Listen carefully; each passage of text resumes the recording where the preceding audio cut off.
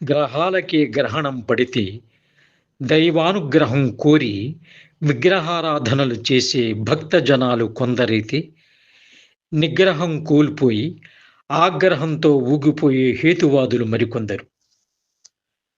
జనాల మతులు తప్పిన జగాలు గతులు తప్పున. ఆకాశంలో అద్భుతమంటూ ఆనందించేది కొందరైతే అపచారమంటూ ఆచారాలతో హడలిపోయేది ఇంకొందరు. సూర్యచంద్రులకు పట్టిన గ్రహణం గంటలు నిమిషాలు అయితే మనుషులకు పట్టిన పాణిగ్రహణం మాత్రం జీవితకాలం వదలదు. అద్భుతంగా మలుచుకుంటే అంతులేని ఆనందమయం. అవగాహన కరువై అపశృతులు దొర్లుతుంటే మాత్రం బ్రతుకంతా అయోమయమే. జీవితంలో ఈ గ్రహపాట్లు పొరపాట్లు భవిష్యత్తుకు సంకేతాలు.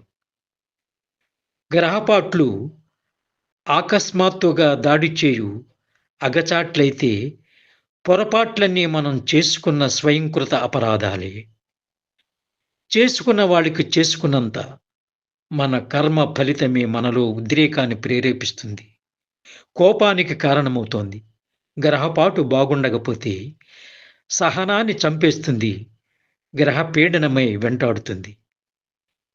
నిగ్రహం కోల్పోకుండా ఓపికతో గ్రహపీడనం భరించటమే మనిషి పని.